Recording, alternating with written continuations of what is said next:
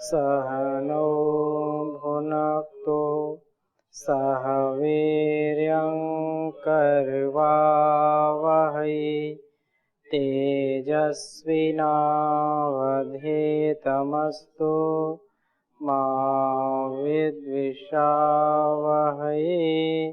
ओम शांति शांति शांति। प्राण सूक्त का स्वाध्याय हम कर रहे हैं, जिसमें लगभग 24 मंत्रों का स्वाध्याय हमने किया, जिससे यह प्रतीत होता है कि ये जो प्राण विद्या है, जो प्राण है, हमारे जीवन का जो आधार है, हमारे जीवन का जो कारण है, हमारे जीवन का जो मूल है, इसकी साधना से व्यक्ति अपने जीवन में अमूल चूल परिवर्तन कर सकता है। परंतु उसके साथ भाव हमारा जुड़ा हो, एकाग्रता हो, श्रद्धा भक्ति हो, समर्पण हो, निरंतरता आदि के साथ, विधि के साथ ये प्राण विद्या का जब आधान हम करते हैं तो हमारा जीवन महान बन जाता है। और जिसका जीवन महान बनता है वही इस जहान को महान बनाने में अपनी अहम अर्थात महत्वपूर्ण भूमिका निभाता है। यूं तो जीने के लिए सब जीते हैं, पशु पक्षी भी अपना जीवन व्यतीत करते हैं, इस जीवन को जीते हैं, परंतु उन्हीं का जीना लोग जानते हैं जिनके जीवन में पुरुषार्थ है, जिनके जीवन में दिव्यता है, जिनके जीवन में बहुत ही विस्तार है, समग्रता है। संसार के सभी प्राणी चाहते हैं कि मैं सबसे उत्कृष्ट जीवन जीऊं, परंतु अधिकांश लोग इस पर सफल नहीं होते। उसका कारण यही है कि हम जब प्राण विद्या को नहीं जानते, प्राणायाम को हम अपना साधन नहीं बनाते हैं, तो कहीं ना कहीं हमारा बिखराव हो जाता है, कहीं ना कहीं स्वार्थों का टकराव हो जाता है, जिससे व्यक्ति आगे नहीं बढ़ पाता है। और जब व्यक्ति प्राणायाम करता है, प्राणायाम विद्या को अपनाता है, तो वो हमेशा संतुलित रहता है, हमेशा उसकी जो भावनाएं हैं, जो इच्छाएं, वो सात्विक होती हैं, आध्यात्मिक होती हैं। परंतु यदि प्राणायाम की साधना को हम नहीं साधते हैं, प्राण विद्या को नहीं जानते हैं, तो जो भी कामनाएं आएंगी, जो भी इच्छाएं आएंगी, उनमें राजसिकता, तामसिकता, रजस और तमस से युक्त होंगी। इसलिए ये प्राण जो कहा है वो भाव के साथ होना चाहिए। प्राणायाम का जो अभ्यास है और ये प्राण विद्या को जानना, इसमें भी एक अभ्यास होना चाहिए कि हम इन ग्रंथों को पढ़ते नहीं, वेद आदि शास्त्रों को पढ़ते नहीं है और समझते नहीं है। इनके प्रति भी हमारी रुचि होनी चाहिए, इनके प्रति भी हमारी श्रद्धा होनी चाहिए। और जब इनके प्रति भाव आएगा, प्राणायाम को हम भाव के साथ करेंगे, तो हमारे सारे दुखों का, सारे कष्टों का अभाव हो जाएगा, हमारा स्वभाव दिव्य हो जाएगा।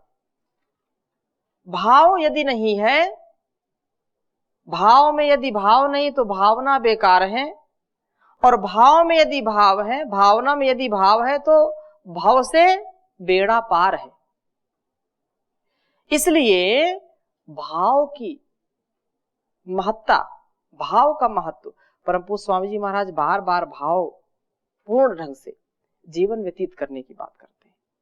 तो हमारे जीवन में वो घटित हो, उसको हम आत्मसात करें, सुन करके, जान करके, विवेक पूर्वक उसको स्वीकार करके इस जीवन को संस्कारित करें। ये हमारा निज कर्तव्य है, ये हमारा उत्तरदायित्व है। और इसका जो पालन करता है वही संसार में उत्कृष्ट, उच्चतम और महानतम जीवन जीता है। तो आगे के मंत्रों का हम स्वाध्याय करेंगे। बहुत अच्छा मंत्र है।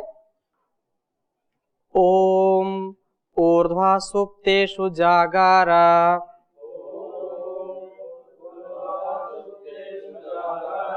ननु तिर्यं निपद्यते न सुप्तमस्य सुप्तेषु अस्य अश्वनु शुश्राव कश्चन न सुप्तमस्य सुप्तेषु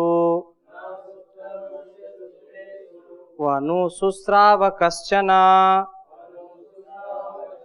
ऊर्ध्वा सुप्तेषु जागार ननु तिर्यं निपद्यते न सुप्तमस्य सुप्तेषु न अनुशुश्राव कश्चन। ये ऊर्ध्व सुप्तेषु जागारा, ये कहा कि सबके सो जाने पर भी ये प्राण ऊर्ध्व खड़ा रह करके जागा रहा, जागता है। और ननु तिर्यंग निपद्यते, कभी तिरछा गिरता नहीं। और सुप्तेषु अस्ते सुप्तम, सबके सो जाने पर इसका सोना कश्चन न अनुश्रुषाव, किसी ने भी नहीं सुना। कहने का आशय यह है कि ये सदा जागता ही रहता है, सदा जागरती। यह प्राण सदा जागता रहता है। वे प्राणात्मा प्रभु, क्योंकि बार बार प्राण को परमात्मा के नाम से यहाँ पर कहा जा रहा है। परमात्मा का भी नाम प्राण है, और प्राण के बिना ये सारा संसार चल नहीं सकता है। जैसे हमारा शरीर प्राण के बिना नहीं चल सकता है, वैसे ही इस चर अचर जगत में जो कुछ भी है उस परम पिता परमेश्वर के द्वारा ही प्रदत्त है, और उसी से इन सबका अस्तित्व विद्यमान है। तो यही बात यहाँ पर कह रहे हैं कि परांग जो निश्चित रूप से ऊर्ध्वा जागारा, उत्थित हुए हुए जाग रहे हैं निद्रा परवश प्राणियों में। और रक्षक के सोने का काम ही क्या है? जो रक्षक सो जाए तो रक्षक किस बात का? वैसे ही ये प्राण हमारी सदा रक्षा करते रहते हैं। हमारे सो जाने पर भी ये प्राण कभी भी जो है शिथिल नहीं होते हैं, कभी भी ये थकते नहीं हैं। ये व्यक्ति जब सोता है तो भी ये जागते रहते हैं, प्रहरी की जैसे रक्षा हमारी करते रहते हैं। तो जो ननु निश्चय से सब प्राणी तो तिर्यंग निपद्यते, तिर्यंग अवस्थित हुए हुए निद्रा परवश होकर सोते हैं। अतः रक्षक भूत आपने तो जागना ही है। प्राणियों के सुप्तेषु निद्रा परवश हो जाने पर अस्त्य उन शरीरों के मध्यवर्ती प्राणात्मा प्रभु प्राणियों के सुप्तेषु निद्रा परवश जब हो जाते हैं तो क्या करते हैं? जो उन शरीरों के मध्यवर्ती प्राणात्मा प्रभु के सुप्तम सोने को, अर्थात कोई भी न अनुसुरसाव, ऐसा कोई भी दुनिया में नहीं है कि ये कहें कि व्यक्ति जब सो जाता है तो उसके प्राण भी सो जाते हों, उसके अंदर स्थित प्राण भी सो जाते हों, ऐसा किसी ने सुना नहीं होगा। अगर प्राण सो जाएं तो इसका तात्पर्य यह है कि वह इस धरा से जो है प्रयाण कर चुका है, इस संसार से वह चल बसा है, यहां से चला और कहीं जाकर के बसा, उसने यह शरीर को छोड़ दिया है। इसलिए ये निश्चित रूप से समझने की बात है कि सब प्राणी जब सो जाते हैं या जो सदा सोते ही हैं, एक तो ये आहार निद्रा भय मैथुनन चा सामान्य मेतत पशु भी नराणाम, कई बार इस श्लोक को आपने सुना है। तो ये तो सामान्य है, चाहे मनुष्य हो, चाहे पशु हो, चाहे पक्षी हो। आहार निद्रा भय मैथुनन चा सामान्य मेतत् पशुभिर्नराणाम धर्मो हि तेषाम् अधिको विशेषो धर्मेण हीनाः पशुभिः समानाः। तो ये बहुत जो है प्रसिद्ध है कि निश्चित रूप से जो प्राणी है, जिसके अंदर प्राण हैं, वह प्राणी आहार निद्रा भय मैथुन अर्थात संतानोत्पत्ति करना, ये तो स्वाभाविक रूप से होते ही होते हैं। लेकिन उस सोने की अवस्था में भी किसी ने ये नहीं सुना होगा कि अमुक व्यक्ति सो गया और उसके प्राण भी सो गए। ऐसा किसी ने किसी के मुख से सुना नहीं है। यो जागारा तम ऋचा कामयन्ते, ये जो जागने की बात है, जो जागरूकता की बात है, जो हमारे दिव्य भावों की बात है, उसमें हमारे प्राणों का बहुत बड़ा योगदान है, बहुत बड़ा इसका महत्व है। इसलिए ये प्राण जो है जाग करके, मतलब ऐसे तो हमेशा 24 घंटे जो है 7 दिन 12 महीने अर्थात 365 दिन कभी सोते ही नहीं है, ये चलते रहते हैं। कभी आप प्रयत्न करते हो क्या कि अब मैं श्वास ले रहा हूं, अब छोड़ रहा हूं? जब आप ध्यान करते हो तो आपको लगता है कि अब मैं श्वास ले रहा हूं, छोड़ रहा हूं। नहीं तो हाथ भी चलते रहते हैं, मुंह भी चलता रहता है, नजरें भी, हमारी दृष्टि भी चारों ओर चलती रहती है और श्वासों पर हमारा कोई ध्यान नहीं होता है, लेकिन श्वास भी हमेशा चलते रहते हैं, कभी भी बाधित नहीं होते। निर्बाध गति से ये सदा सर्वदा सर्वत्र हमारी रक्षा करते हैं, चलते रहते हैं। कितना बड़ा विज्ञान उस परमात्मा ने हमारे शरीर में फिट किया है। सभी जो है प्राणियों को कैसी रीति से, कैसी व्यवस्था से बांध दिया है कि एक पल के लिए भी वो इधर से उधर नहीं हो सकता। प्राण उसको नियुक्त कर दिया है कि आप इस प्राणी की रक्षा करना है आपको, और वो चलते रहते हैं, कभी भी उनको कोई दबाव नहीं होता है। और हमको उस परमात्मा ने सब कुछ दे दिया, सब कुछ उसने दे दिया है, लेकिन हम उसके प्रति कभी कृतज्ञता का भाव लाते नहीं है, भूल गए उसको। परमात्मा ने इस शरीर को, इस जहान को इसलिए बनाया है कि हम उस महान, सबसे महान परमात्मा को पा सकें। ईश्वर ने प्रकृति बनाई है किसके लिए? अपनी ओर बुलाने के लिए। लेकिन प्रकृति में हम अपने आप को बिल्कुल ऐसा खो दिए कि हम उसको इसको भुलाने के लिए माना कि बनाया प्रकृति। ऐसा कदापि नहीं विचार करना चाहिए।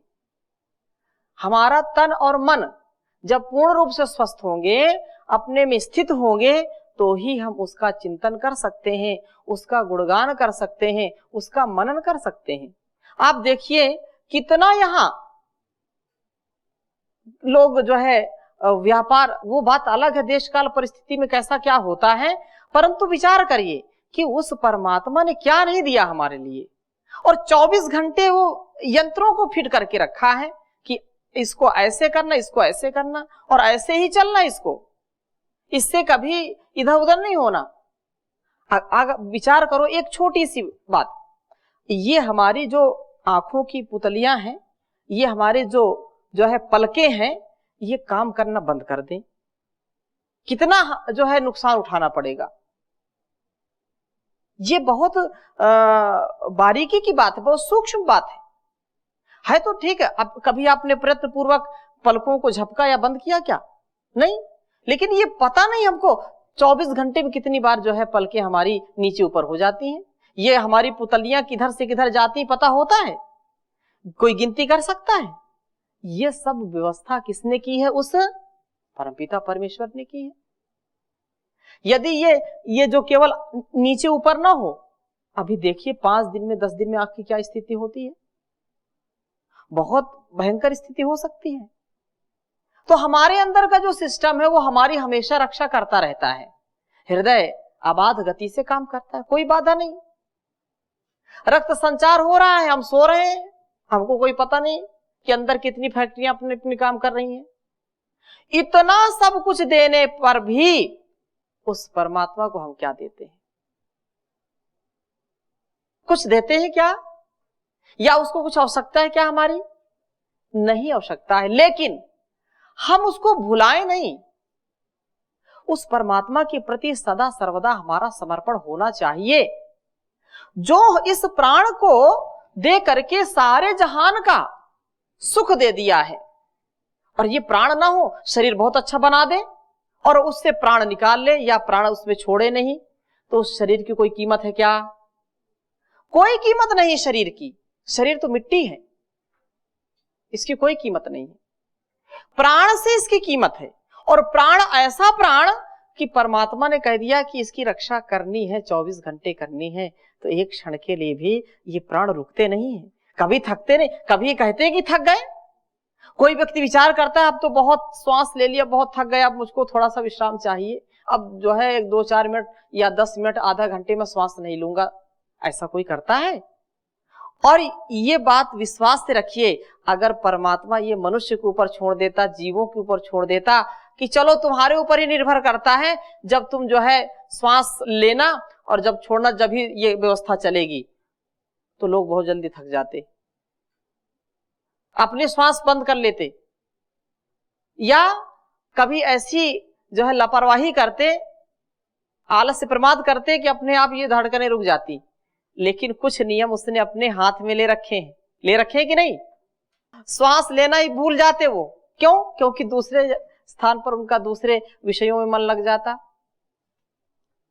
कुछ ऐसे है कि भोजन छोड़ देते हैं नाराजगी में, कुछ ऐसे भी होते कि ठीक है मैं अब देखो, मैं देखता हूं क्या करते हो, अब श्वास लेना ही छोड़ दिया मैंने, लो है। इसलिए वह परमात्मा कितना कारसाज है, कितना वो महान है कि इस संसार को बना करके, और बस यही हमारे मन में कामना होनी चाहिए कि जो कुछ ईश्वर करता है अच्छा करता है, उसका जो विधान है, जो संविधान है, उसके प्रति हम पूरे कृतज्ञ रहें। अच्छा देखो कितनी प्राणवायु, अच्छा ये संसार में किसी को श्वास लेने का कोई जो है टैक्स भरना पड़ता है क्या? किसी को पानी पीने का टैक्स भरना पड़ता है क्या? हाँ, शहरों में लोगों ने ऐसी व्यवस्था है, मैंने पहले ही कह दी इस बात को कि देश काल परिस्थिति में लोगों ने ऐसा किया है, लेकिन ये सर्वथा ईश्वर की ओर से तो बिल्कुल कोई इसका पैसा ही नहीं है। आप हॉस्पिटल में जाएंगे और ऑक्सीजन यदि लगाना पड़ गया तो चार्ज अधिक देना पड़ेगा। हाँ, ऑक्सीजन यदि लगाना पड़ेगा तो निश्चित रूप से चार्ज देना पड़ेगा। और आप कल्पना करो कि उस परमात्मा ने पूरे जीवन हमको दिया है, किसी का 100 वर्ष का, किसी का 90 वर्ष का, किसी का जो है 80 वर्ष का आयुष्य होता है, लेकिन श्वास लेने के लिए कोई उनको टैक्स या कोई पैसा देना पड़ता है क्या? कितना दिया है उस विधाता ने। लेकिन हम दूसरों से जब मांगते हैं, यहां मांगते हैं, किसी ने जो है अगर कुछ मदद कर दी तो उसका हम बड़ा गुणगान करते हैं, वो जीवन पर्यंत उसका एहसान भूलते नहीं।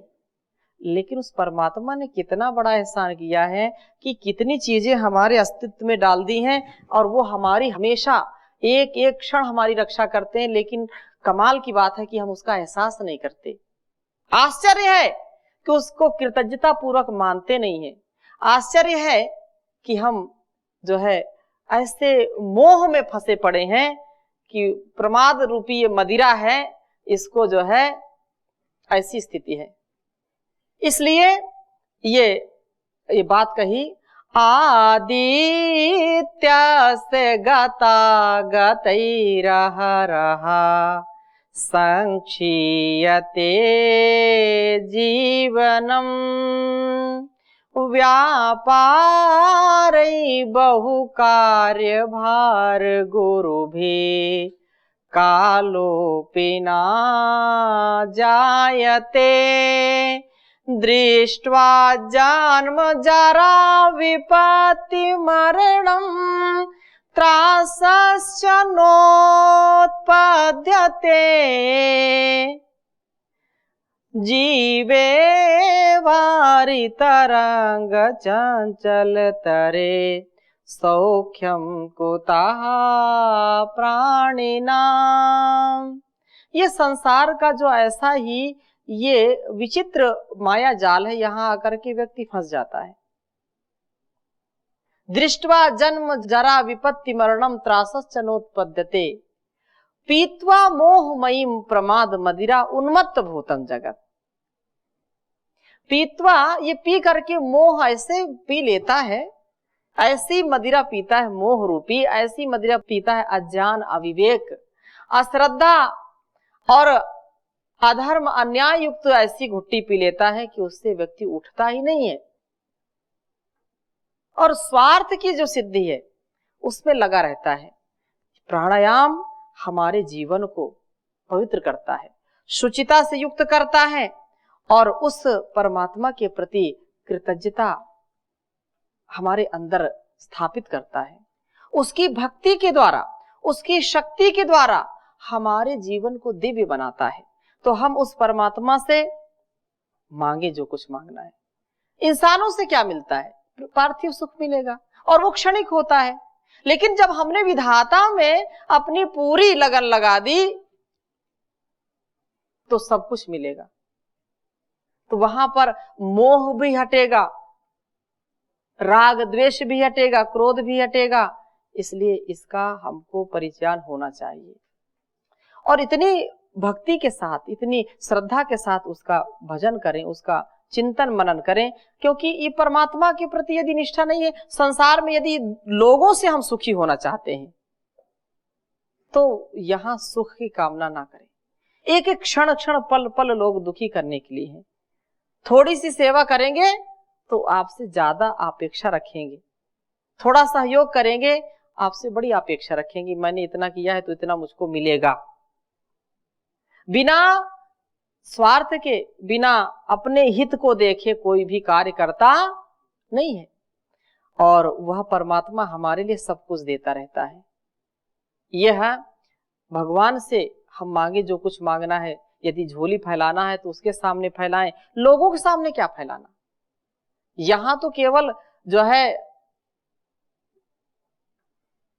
स्नेह, प्रेम, सौहार्द, ये निष्काम भाव जिसके अंदर वो उसी के अंदर आता है। लेकिन निष्काम भाव नहीं है, अपेक्षा और उपेक्षा पूर्वक यदि जीवन जीता है तो वो दुखी होगा।